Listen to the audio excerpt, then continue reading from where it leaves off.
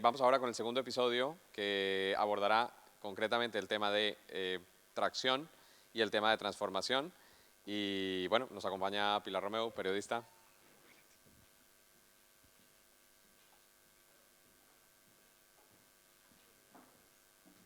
Si quieres, entonces yo voy llamando a las personas a ver primero las veo.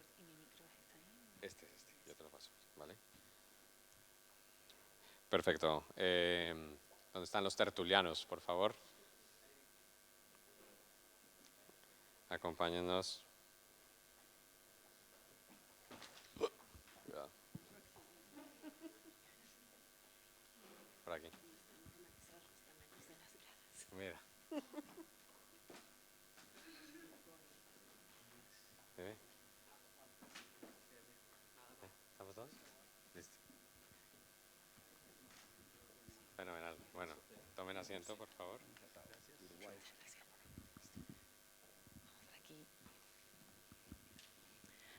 Bueno, ¿qué tal? Muy buenas tardes a todos. Vamos a irnos colocando. Llega esta segunda hora, espero que los coja con fuerza. No sé si necesitan un café, pero si no, vamos a intentar hacerlo de la mejor manera posible para que sea realmente entretenido. Bueno, voy a poner, para poderlos ver a ustedes también un poquito, voy a rodar un poco este sillón. Y por aquí me acerco. Bueno, en primer lugar, agradecerles a todos ustedes que nos estén acompañando a esta hora de la tarde. En Voces de Iberoamérica, grandes ideas para pequeñas empresas y también, por supuesto, un saludo a todos aquellos que nos ven a través de la cámara, a través de la pantalla. Bueno, pues contarles que esto es una iniciativa dentro de ese foro, del 7º Foro Iberoamericano, en el que lo que vamos a hacer es acercarles a todos ustedes pues todo lo que se ha debatido a lo largo de la mañana, esas ideas que sin duda van a ayudar a trabajar a aquellas personas que trabajan con, por y para las micro, pequeñas y medianas empresas. Esta iniciativa, hay que decirlo, está promovida por la Secretaría General Iberoamericana, el Consejo de Empresarios Iberoamericanos, el Cabildo de Tenerife, el Gobierno de Canarias y la COE Tenerife. Mi nombre es Pilar Romeu, para mí es un placer acompañarlos a todos ustedes. Soy periodista, trabajo en los servicios informativos de Televisión Canaria y aquí tengo pues a 4 grandes voces que les pido por favor también que de entrada siéntanse libres. Yo tengo aquí un guión, pero nos los podemos saltar porque lo importante son las ideas y lo que ustedes tienen que decir. Saludamos a Cori Eguino, que es de la Secretaría Ejecutiva de la Comisión Panamericana de Normas Técnicas. También se encuentra con nosotros Gustavo Jiménez, viceministro de MIPYMES del Gobierno de Paraguay. Julio César Lestido, presidente de la Cámara de Comercio y Servicios de Uruguay. Y Pedro Rafael, director de Comercio de la Confederación Nacional de Jóvenes Empresarios de Brasil. Muchas gracias por acompañarnos a todos ustedes. Bueno, poniéndonos un poco al día, para aquellas personas que a lo mejor nos van a seguir porque recordamos un poco el formato que tiene este espacio. Dentro del foro iberoamericano, pues muchas personas están poniendo todo su esfuerzo para poner en marcha pues ese modelo 4T. Se trata de una herramienta que sin duda va a servir muchísimo para las micro, pequeñas y medianas empresas. Acaban de oír aquí hablar, y ustedes en el anterior episodio han podido oír hablar del talento y del territorio. Bueno, pues nosotros de lo que vamos a hablar ahora es de la transformación y de la tracción. Y que comenzamos hablando de la transformación. Todos sabemos que la transformación, podemos pensar, la transformación pues digital, pero hablamos de sostenibilidad, hablamos de acceso a herramientas de financiación, de transición ecológica. Bueno, pues Cori, si le parece, pues comienzo con usted. Desde su perspectiva técnica y normativa, ¿hay avances realmente en este aspecto, en la transformación en concreto en su región? Sí, de hecho, y quisiera un poco también introducir, no se ha hablado mucho, se ha hablado algo hoy día de normas y cumplir con estas normas como quizás una barrera para las pymes, pero quisiera un poco ampliar de que yo, si bien represento a la Comisión Panamericana de Normas Técnicas, también represento un Consejo de Infraestructura de la Calidad de las Américas, que agrupa a la metrología, la acreditación, a la normalización, que son nombres muy técnicos, pero que acompañan básicamente la calidad, ¿no? Todos los países que nos acompañan, iberoamericanos, cuentan con una infraestructura de la calidad, algunos mucho más desarrolladas que otros, pero todos tienen un organismo nacional de normalización, un instituto de metrología, un organismo de acreditación, laboratorios, organismos de certificación que acompañan el proceso. Pero el empresario pyme quizás y el mismo consumidor no tiene por qué entender cómo funciona, sino qué beneficio tiene de participar y utilizar.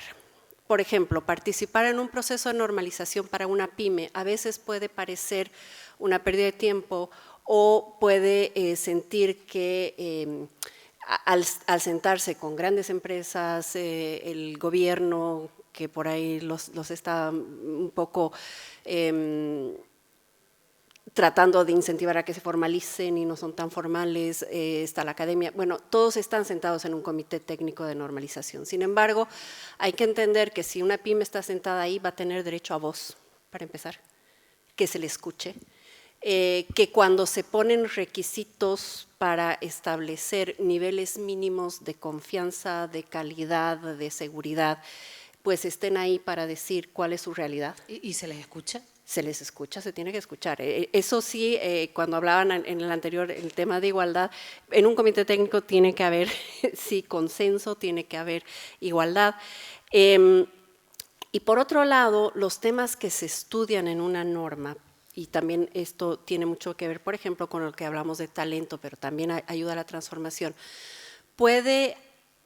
en algunos países tenemos ejemplos de cuando ha habido convenios entre asociaciones, entidades que trabajan con pymes, ya sea estatales o privadas, con un organismo de normalización, pues se han sentado a la mesa para establecer los requisitos mínimos que tiene que cumplir un pequeño comercio.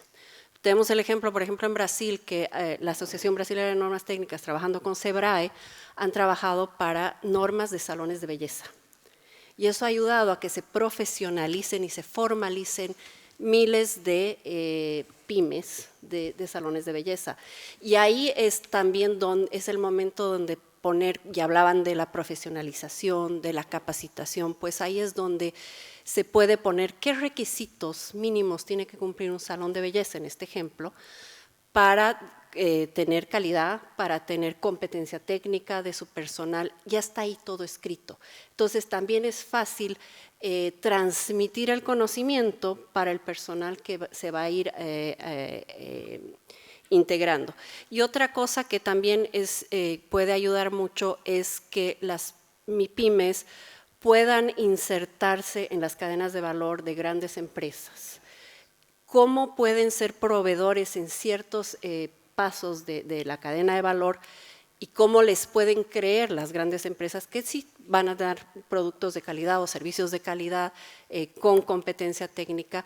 Pues a través de cumplimiento de por lo menos normas que se han ido desarrollando también para MIPYMES, donde se establecen requisitos mínimos para confiar en la calidad. No una ISO 9000, como decían esta mañana, puede ser muy costoso para una empresa, una MIPYME, sobre todo una mini, invertir en una certificación ISO 9000, pero sí se han desarrollado normas donde se les dan los requisitos mínimos para que puedan acceder, demostrar que pueden tener confianza en ellos y no estar teniendo que demostrar cada vez que se hace una licitación o una compra, y también poder participar en compras estatales.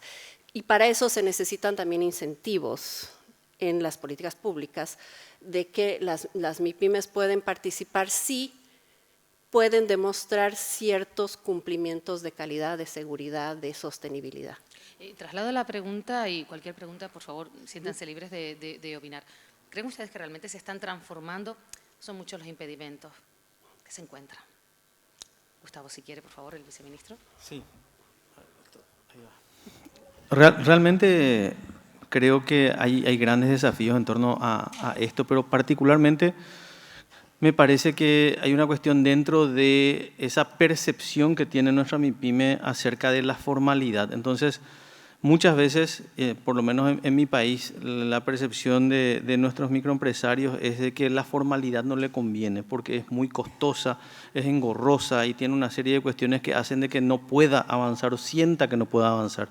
Y en ese sentido, un poco lo que nosotros estamos promoviendo es ese cambio de mindset, pero particularmente mostrándole de que la política pública acompaña a esa formalización. Entonces, la nueva ley de MIPYMES que acaba de promulgar mi país le permite de que durante 3 años el microempresario no tenga ningún costo para formalizarse. Entonces, la traba que primero era el costo cayó a 0. Ya no tiene más esa traba. Ahora el siguiente paso, ahí sí es una cuestión entre instituciones que nosotros pretendemos de que esta formalidad sea ágil, sencilla, obviamente no costosa, pero que también sea digital, ¿verdad?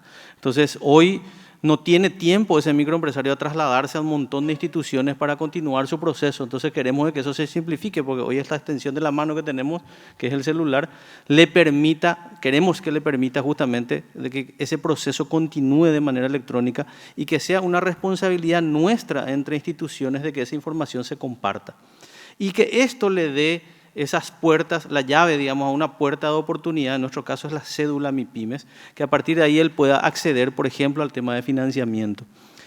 Hoy muchas de nuestras MIPYMES, 53% en nuestro caso de las 450.000 no tienen una cuenta bancaria.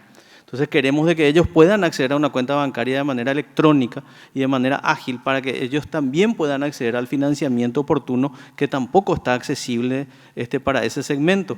Los bancos hoy están muy concentrados y entendemos de que es por una deficiencia en la información primero y en la formalidad en segundo lugar, para que nosotros podamos, en este caso, con esta información que recabamos de las MIPYMES y con esa interconexión electrónica, que podamos también brindarle al banco información que ellos les dé la oportunidad de hacer una evaluación y poder entregarle financiamiento oportuno a esa MIPYME. Entonces, la consecuencia posterior sería, te ayudo a formalizarte, te incluyo financieramente, y el tercero ya es regalarte el mercado o darte la oportunidad de que tengas mercado.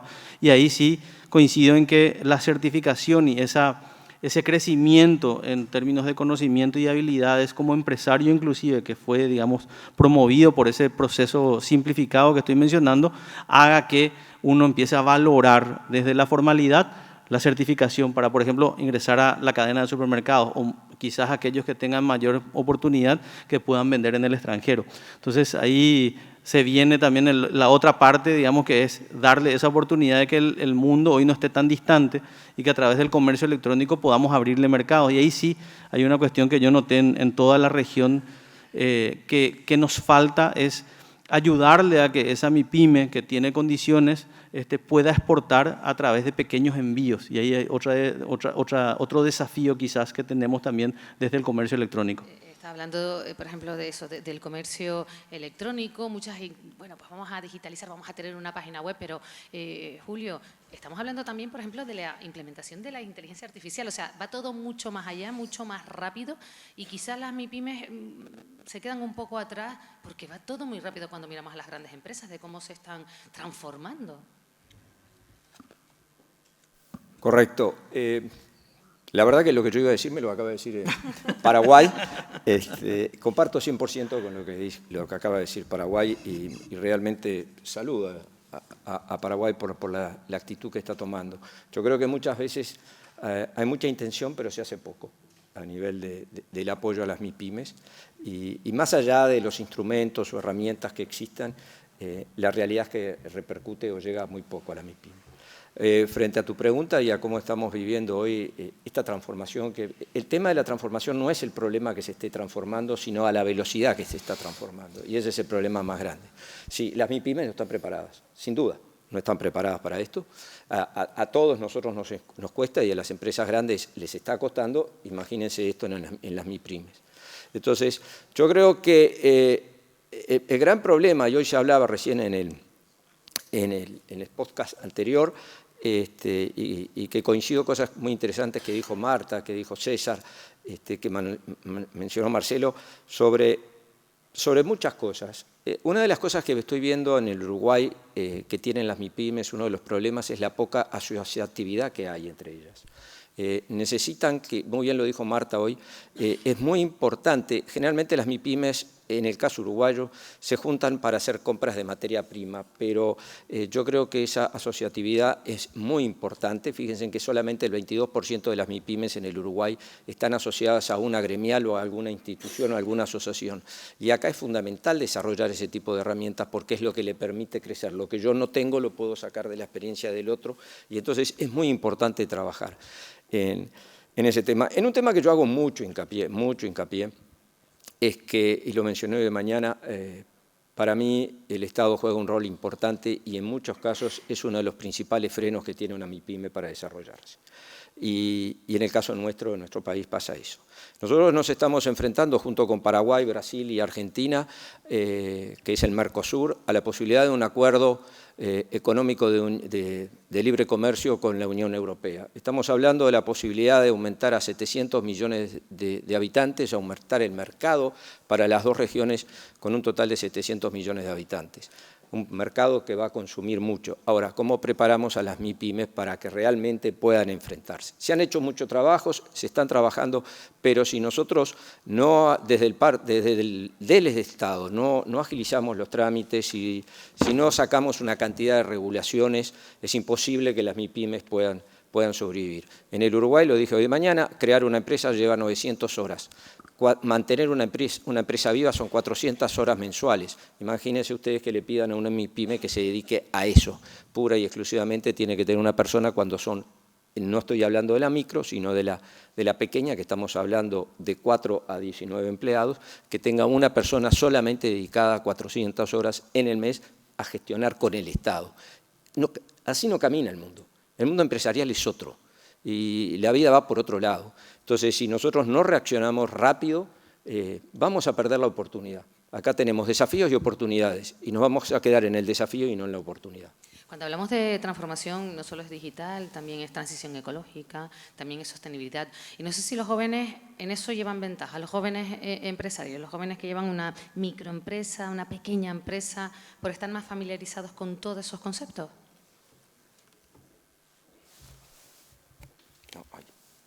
Alô?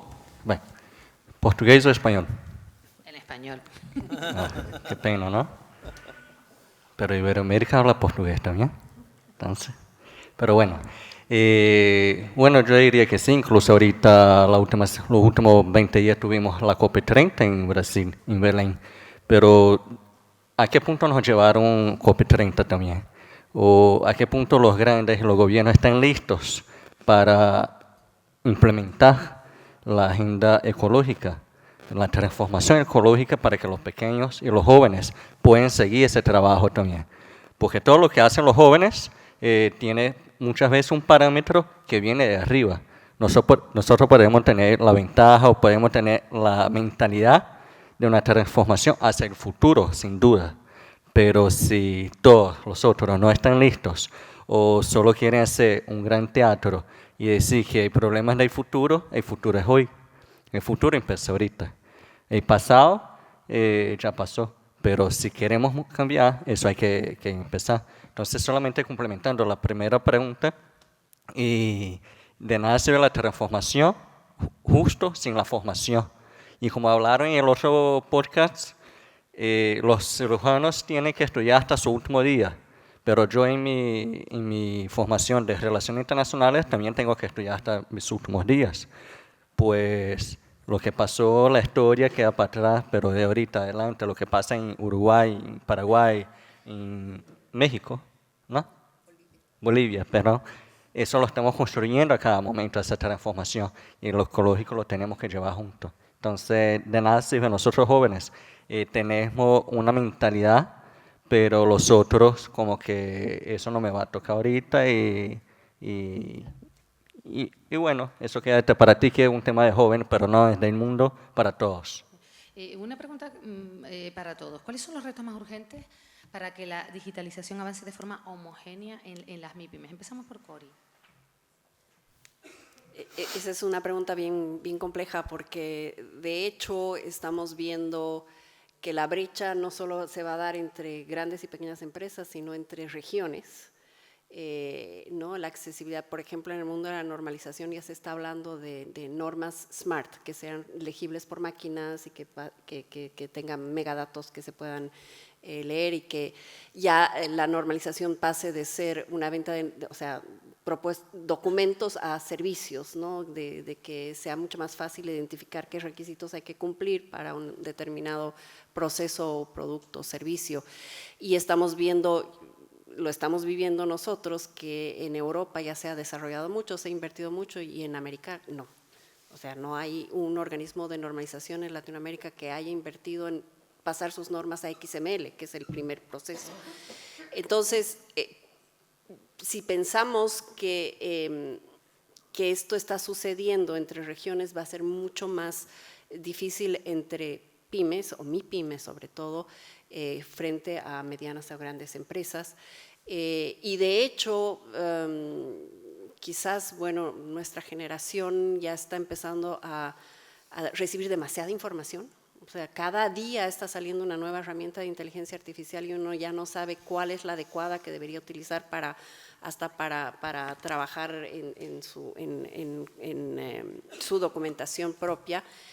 Peor a un empresario que no le puede dedicar mucho tiempo a aprender cómo funcionan estas herramientas.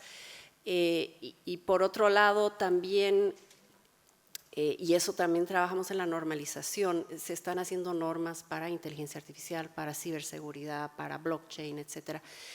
Y no solamente cómo deberían funcionar, sino también un poco cuestionar sobre la ética. ¿Cómo se está usando la inteligencia artificial?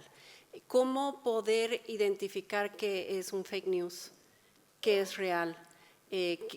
Si realmente lo que me está diciendo la inteligencia artificial es real, me está sirviendo o no. Yo le estaba comentando a mi colega, yo uso mucho la inteligencia artificial como asistente personal, pero lo primero que siempre le digo, no te inventes nada.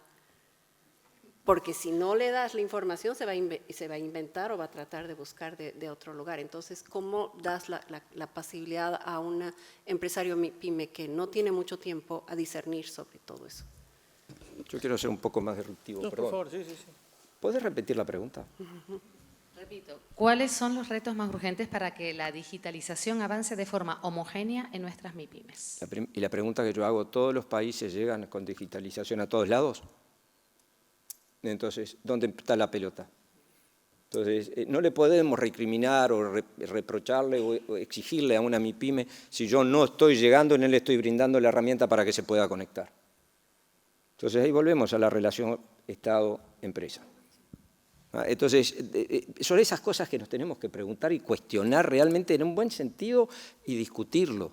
Pero yo no me pueden pedir a mí, a una pequeña empresa, a una microempresa que está en el norte del país y no tiene conexión. ¿Qué le voy a hablar de la era de la digitalización? Exactamente. ¿No? Entonces, ahí es donde tenemos que empezar a articular y ver. Habla de la colaboración público. Claro. Ahí es donde empezamos a interactuar, que es importante. Entonces, cuando hablamos en este momento de la transición, bueno, ahí son los problemas que tenemos.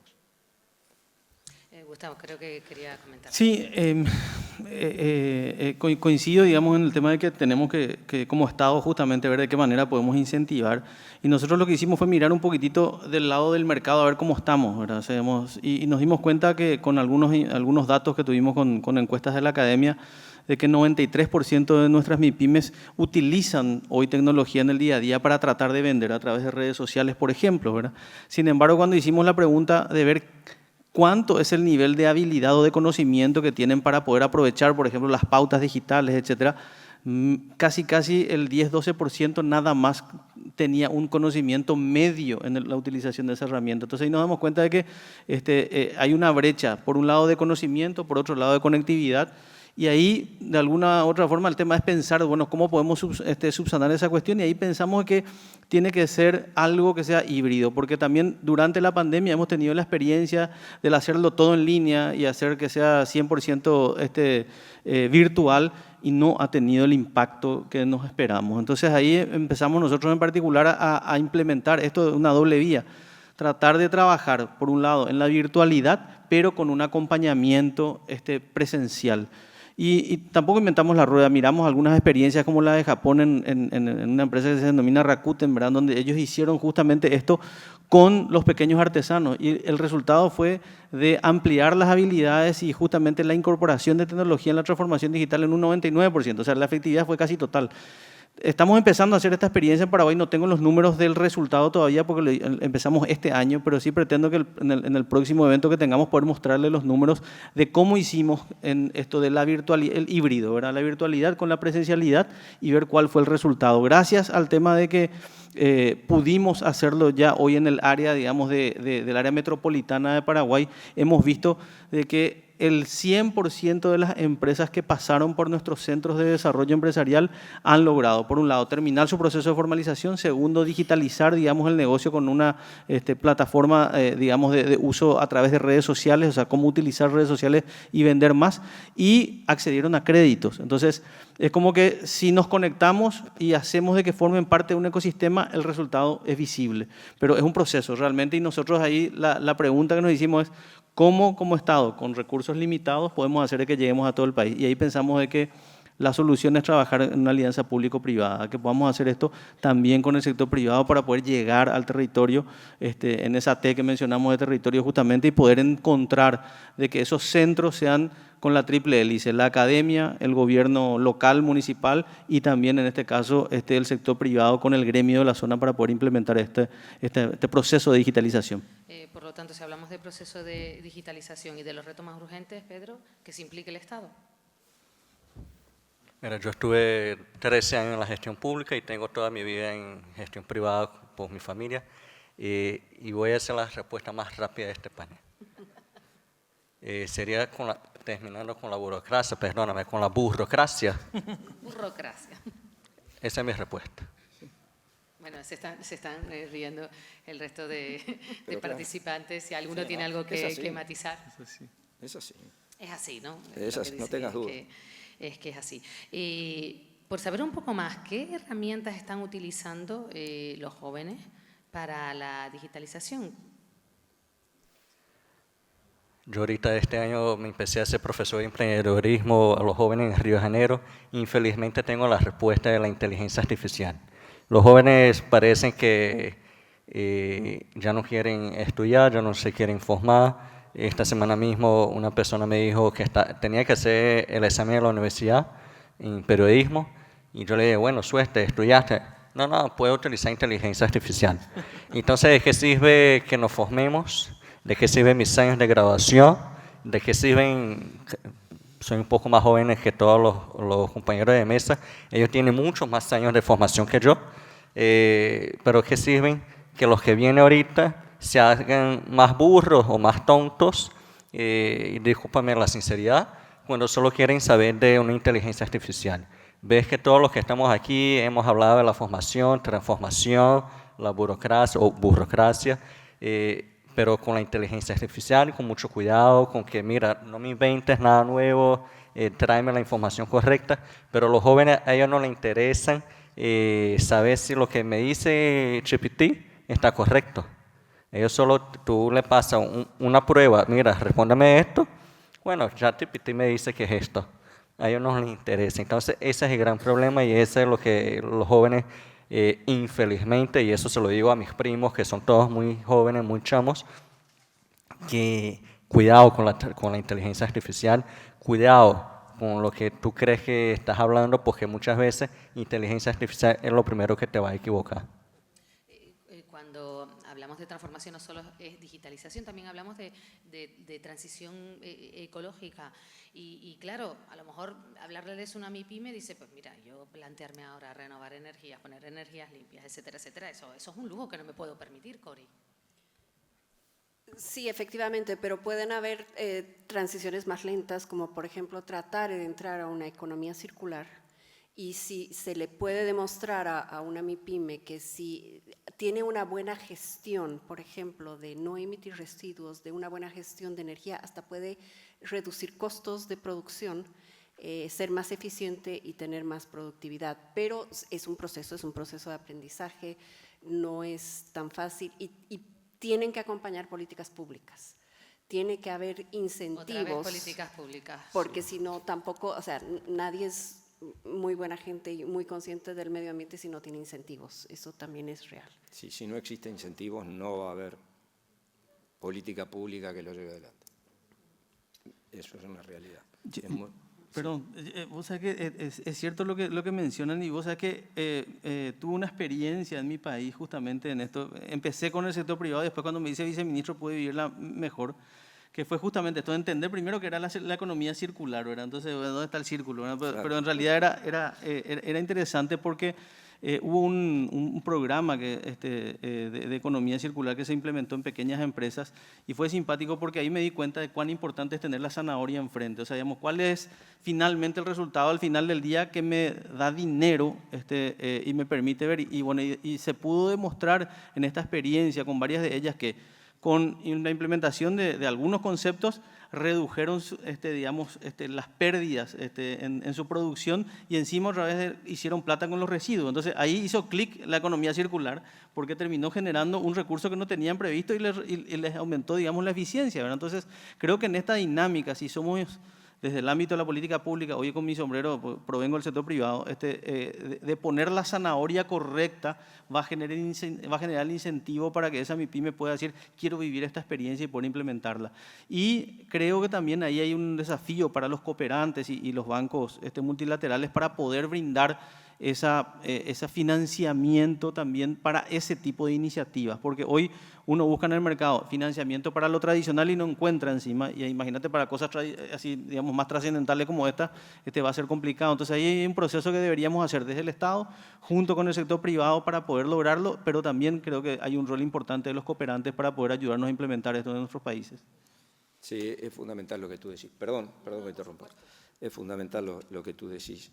Yo creo que hay un tema que se tocó en el podcast anterior y se vuelve a repetir, porque evidentemente son las 4T, entonces no podemos separarlas, es para tratarlas siempre todas juntas.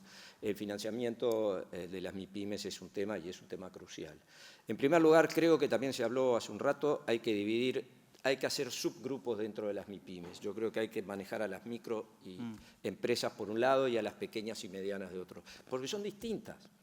Y generalmente las medianas y las pequeñas son formales y están en la formalidad y tienen otro régimen y tienen un nivel de educación de sus propios dueños distinto y su preparación es distinta, entonces, o de formación. Entonces yo creo que hay que separarlos en primer lugar y dividir el tema en micro y después pequeñas y medianas. Pero el tema de financiamiento es fundamental. Yo les voy a poner un ejemplo. Yo recorro mucho el país, siendo presidente de la Cámara de Comercio, y recorro los distintos centros comerciales del país. Y lo primero que hago cada vez que llego a distintas zonas es ir a ver empresarios, empresas. Y cuando hablamos del financiamiento es imposible, prácticamente imposible acceder al financiamiento formal. Y me contaba una peluquería en uno de los departamentos justo con frontera con Brasil, que me decía el dueño, yo tengo una peluquería, yo necesito $1000 por mes para pagar impuestos y poder funcionar con la empresa. Si yo voy al banco, me piden tantos requisitos y además, después que presento los requisitos, me demora un mes y medio para ver si me aprueban el crédito. Voy al mercado negro, me dan un crédito, en este momento en el Uruguay está funcionando muy bien lo que llama el crédito gota a gota, fue algo que se impuso por migrantes colombianos en el Uruguay, van, te llevan, te atienden muy bien, en media hora tenés la plata, claro, no salís nunca más del crédito, claro. No salís nunca más. Pagás todos los días, pero el tipo me dice, yo con un corte de pelo puedo pagar el interés diario y me permite a mí conseguir la plata dentro de media hora. Entonces, eso lo lleva al informal. Eso lo veníamos denunciando en el país. Hoy es un tema crucial. Se le llama el crédito gota a gota, entre comillas, en el Uruguay, y es un problema que está afectando a las autoridades. ¿Por qué? Porque el Estado no le pudo dar una solución de crédito a las empresas. Entonces, lo que yo no consigo acá lo voy a buscar por el otro lado. Pedro, ¿algo que aportar? Hablando de transformación, otra de las ramas, antes de pasar a otros temas, hablamos de la digitalización, hablamos de la transformación ecológica, sale el tema también de la financiación, por supuesto, pero hay otra transformación que también se les pide hoy en día a muchas empresas y es que tengan en cuenta la diversidad, que tengan en cuenta la perspectiva de género. ¿Pueden ponerlo en marcha? ¿Pueden ponerlo en práctica? Sí, es un tema complejo y de hecho, bueno, en el mundo de la calidad y la normalización también hablamos mucho de la inclusión de género. Porque, por ejemplo, se ha evidenciado que muchas normas, sobre todo de seguridad, no han tomado en cuenta los aspectos de género ni de edad, ¿no? Cuando, por ejemplo, se ha demostrado que los dummies que se utilizaban para accidentes de automóvil son un hombre de tipo medio, además de más anglo que latino, o sea que ya con el tamaño, y que se ha demostrado que en accidentes mueren más mujeres y niños porque los cinturones de seguridad no estaban adecuados a su género, ni a su tamaño, ni a su peso. Entonces, sí, y está costando mucho. De hecho, el Organismo Internacional de Normalización hizo una encuesta a sus propios comités técnicos, donde vienen de todos los países y de todo tipo de partes interesadas, si estaban tomando en cuenta el género, y la primera respuesta de la mayoría es que el tema que nosotros estamos normalizando no incluye género.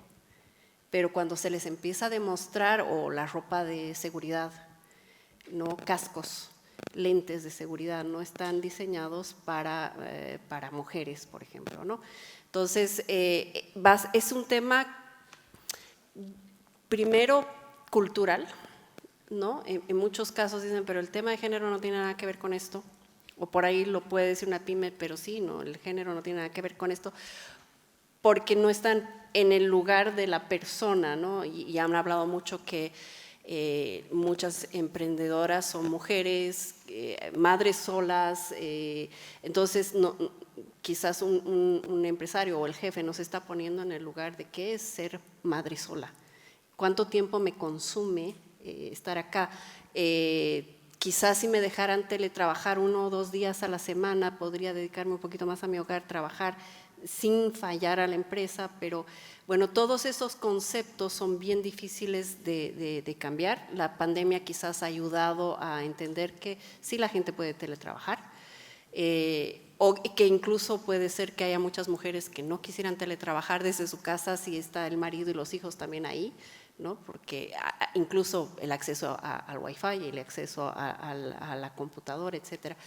Pero es un tema que hay que tenerlo en cuenta, sí el género, pero también la inclusión cultural, inclusión de accesibilidad al medio físico para personas que tienen discapacidad, hay que tomarlo también en cuenta, pero nuevamente, también tienen que haber políticas públicas que acompañen. O sea, podemos hablar mucho de accesibilidad al medio físico, pero si no hay un acompañamiento de autoridades locales para la construcción que sea adecuada para que haya accesibilidad, ¿cómo va a ir esa persona a trabajar? Claro. Julio, quería apuntar algo, ¿no? Sí, no, yo comparto que desde que la mujer entra al mundo del trabajo masivamente, ya hace unos años, ha cambiado y ha cambiado para bien el mundo del trabajo. Realmente ha cambiado para bien. Es un tema cultural que hay que ir ganando. Creo que es un tema de tiempo, pero cada vez el proceso se hace más rápido y sin duda la mujer ha incorporado una cantidad de virtudes que tienen que cambió el mundo del trabajo. Eso por un lado. Con respecto después a la situación de las personas con capacidades diferentes para trabajar, volvemos a lo mismo. Acá hay una importante participación del Estado que tiene que hacer leyes, pero que sean practicables. Nosotros en el Uruguay tenemos una muy buena ley, con mucha voluntad, pero que es puramente impracticable. Entonces, digo, nos morimos en el deseo, llegamos a la orilla y ahí nos quedamos, porque ya las formas que pone y establece la ley hace que no se pueda practicar. Nadie está en contra, pero cuando llega el empresario decís, ¿cómo hago yo para practicar esto? Entonces, ahí es lo mismo. Hoy de mañana alguien lo mencionó y creo que es muy importante. Cuando llegamos a nivel legislativo, a nivel del gobierno, cuando se empiezan a dictar leyes o decretos, es importante consultarle a los operadores, a los que están en la calle, es fundamental recoger esa información. No podemos seguir promulgando leyes, decretos, todos a espalda de lo que realmente pasa, porque después lo que queremos conseguir no se consigue, y es por no escuchar a todas las partes. Para concluir esta parte de transformación, que es una de las T's de ese modelo 4T, y pensando un poco de conclusión, ¿no?, respecto a este modelo, a esta herramienta que se va a poner sobre la mesa. ¿Qué recomendaciones en materia de transformación deberían incorporarse como compromisos claros para gobiernos y sector privado? Yo creo que la idea ha quedado clara, pero me gustaría preguntarle a cada uno por esas recomendaciones que debe recoger ese modelo. Pedro, empezamos por ti. Mira, Brasil tiene un gran ejemplo que es SEBRAE, Sistema Brasileño y Servicio Brasileño de Emprendedores. Y ese es un proyecto de muchos años, una agencia nacional de transformación e información de emprendedores a todos los niveles, nacional, estatal y local. Si gobiernos empiezan a invertir de manera seria, como SEBRAE, y promoviendo que los pymes puedan de verdad desarrollarse, creo que ya un inicio para esa transformación. Que es la transformación con formación. Gustavo. Yo creo que lo que no se puede medir no se puede gestionar, y yo creo que en este caso lo importante sería tener algún tipo de mecanismo entre nuestros países que nos permita conocer qué estamos implementando en cada una de nuestras realidades, para ver qué podemos intercambiar de información, y eso nos va a ayudar muchísimo, porque este diálogo que tenemos muchas veces es para contar lo que hacemos, pero después no nos queda el documento ni el contacto de repente para darle seguimiento y ver cómo podemos extrapolar y también bajarlo a tierra en el caso de que no tengamos una solución similar en Paraguay, ¿verdad? Particularmente creo que esta sería una dinámica y una recomendación interesante para que quizás este foro pueda ayudarnos a poder visibilizar esto de nuestras acciones en diferentes países y así poder tomar acción que quizás nos acorte esa brecha de aprendizaje, porque de repente tenemos muy buenas ideas que ya se le ocurrió a otro país, se están implementando, no las sabemos y corremos con ese tiempo que nos hace perder grandes recursos quizás, y podemos nosotros extrapolar realidades y experiencias entre todos. Algo que hemos escuchado mucho es la mortalidad de las pymes, que es muy rápida. Hay que trabajar en una transformación de continuidad de negocio. Quizás a través de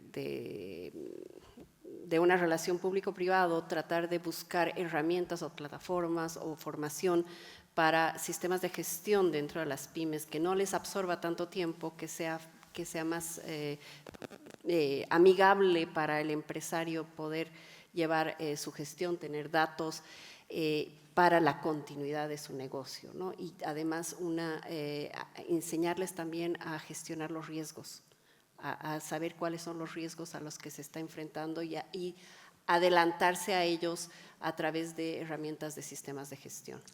Julio.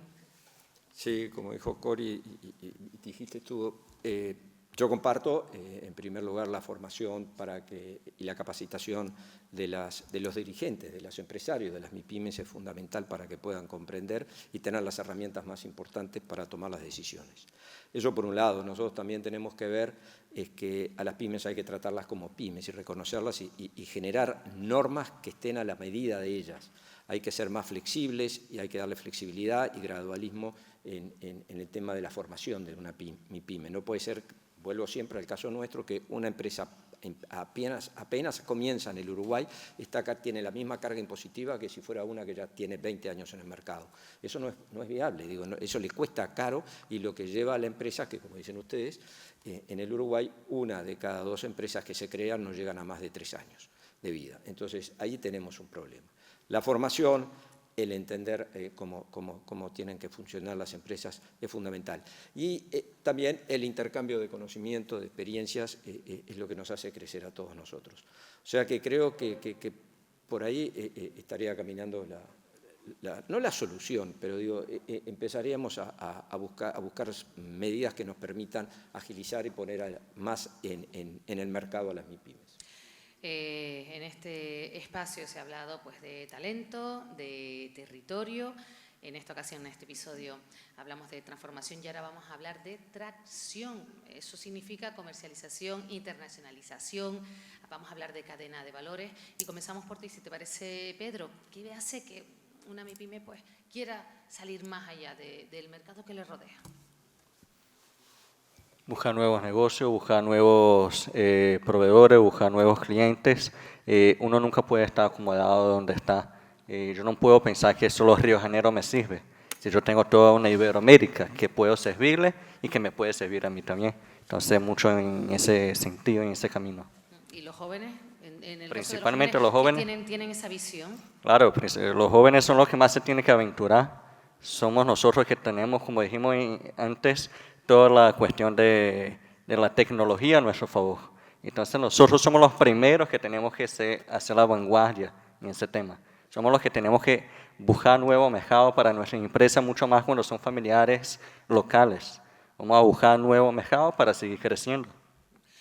Julio, ¿hay elementos alrededor de las empresas que hacen que ganen en tracción? Sí, yo soy empresario y lo primero que hago es que pienso, ¿cómo hago para seguir creciendo y poder aumentar mi actividad? Entonces yo creo que hay un tema que es fundamental, que no lo hablamos hoy, que es el emprendedurismo. El fomentar el emprendedurismo es fundamental. No los tocamos ni en el nivel de las escuelas ni nada. Entonces yo creo que ahí es un tema muy importante. Me tienen que dar las herramientas. Yo me tengo que manejar en un ámbito que me permita a mí crecer. Y en mi pyme me tienen que dar las reglas de juego claras y que me faciliten. Pero está en mí. Entonces yo creo que eso está en el ADN de cada empresario. Yo no conozco ningún empresario que juegue, en términos futbolísticos, como decimos los uruguayos, a la chique, al retraerse. Si no, jugamos siempre a crecer. Pero para poder crecer yo tengo que tener las herramientas, conocimiento, tengo que tener las reglas de juego bien claras, y después el resto está en mí. Entonces, yo creo que hay que incentivarlas. Ahora, para ser competitivos tenemos que tener herramientas que me permitan que la MIPYME pueda ser competitiva. ¿Herramientas como cuáles? Y como, por ejemplo, una es el Estado. Yo insisto, de hoy, la carga más grande que tiene hoy la empresa uruguaya es el peso del Estado. La cantidad de regulaciones, tenemos exageradamente regulaciones, leyes, normas, que después no se controlan, y lo peor es que están y que después no hay medios para poder controlarlas. Entonces, generamos un círculo vicioso que no salimos de ahí. Es fundamental estimular el crecimiento, es fundamental no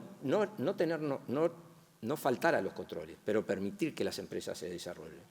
Creo que eso es herramientas, educación, formación, capacitación, todo lo que estuvimos manejando se manejó durante el día.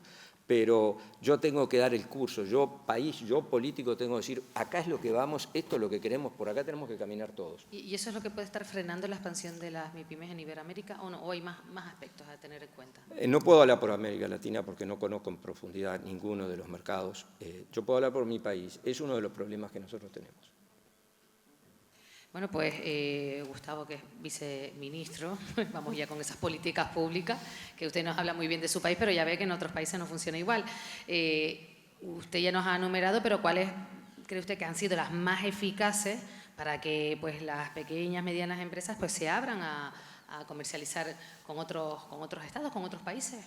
Yo creo que hay dos grandes cosas que quizás nosotros podemos aprovechar desde el punto de vista comercial.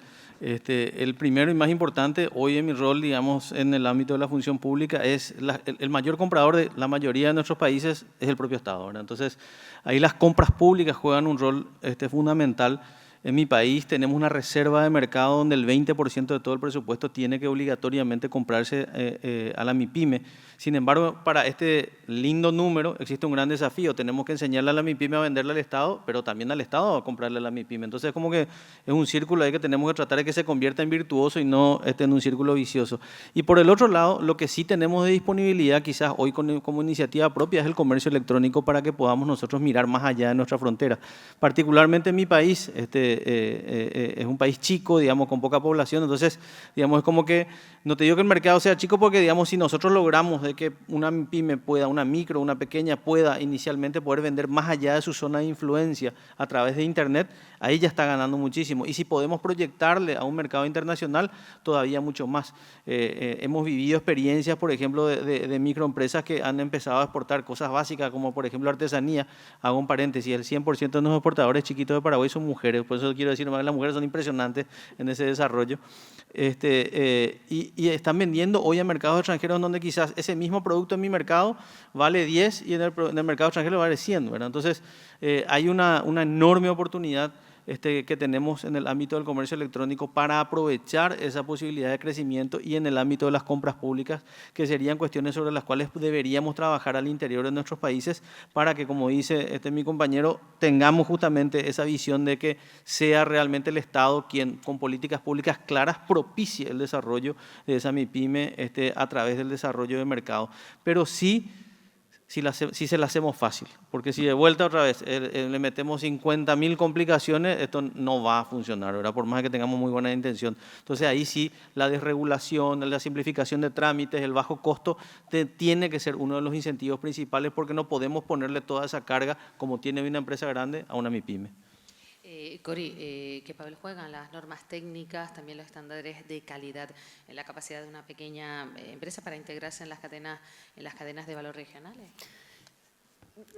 Para poder tener accesibilidad a otros mercados es muy importante, bueno, obviamente conocer las oportunidades a los mercados a los que se puede acceder, pero hay que tener en cuenta que hay obstáculos técnicos al comercio, que quiere decir que el exportador tiene que cumplir las normas, las regulaciones, las certificaciones que exige el mercado de destino y tiene que poder demostrarlo. Entonces, también hay que considerar que en la mayoría del comercio internacional, un 10% del costo va en cumplir con las certificaciones, porque pueden haber ensayos de laboratorio, hay que pagarle al organismo de certificación y mantener la certificación vigente, cumplir con las normas o los reglamentos establecidos y también contar con la información. Por eso, por ejemplo, en los países tiene que haber un punto de información y de contacto de estos acuerdos de obstáculos al comercio para saber si este país de destino, qué tipo de regulación tengo que cumplir, qué normas tengo que cumplir, qué certificados. Lo que nosotros buscamos idealmente en el mundo de la calidad es un certificado reconocido en todas partes, es decir, que haya un reconocimiento mutuo entre las certificaciones, los ensayos de laboratorio que se dé en un país y en otro país, que es parte del acuerdo de obstáculos técnicos de la Organización Mundial del Comercio. No necesariamente es el caso y en algunos casos pueden ser requisitos establecidos internacionales, con prácticas internacionales como conocemos con la ISO, pero también se dan muchas normas privadas o esquemas privados de normalización. Entonces, por ejemplo, en la industria alimentaria, por ahí hay que cumplir los requisitos de un país, de un supermercado específico, pero para exportar a otro país son otros reglamentos, entonces otros certificados, son otros ensayos, es mucho más costo. Entonces, lo ideal es sí tener este apoyo de parte del Estado en las negociaciones de los obstáculos técnicos al comercio, aparte de obviamente los aranceles aduaneros, para que sea fácil de acceder y que no sea súper costoso, porque si no es imposible para una pyme pensar en exportar. Y por otro lado, tiene que haber sido competitiva a nivel nacional si quiere pensar en salir a otros mercados. Y para eso, bueno, tiene que haber cumplido también con las regulaciones, con las normas, tener algún tipo de certificación y también tener presente que puede estar no solamente compitiendo con empresas nacionales, sino con importaciones. Y en Latinoamérica, lastimosamente, nuestras vigilancias de mercado son muy pobres para controlar las importaciones y hasta el contrabando que entra. Entonces, a veces también puede ser muy injusta la competencia para una pyme versus a productos que han entrado sin demostrar ningún tipo de calidad o de certificación o que han entrado vía contrabando sin pagar impuestos o aduaneros. Entonces, sí es posible, pero hay muchas variables que hay que tomar en cuenta antes de tomar la decisión de expandirse a otros mercados.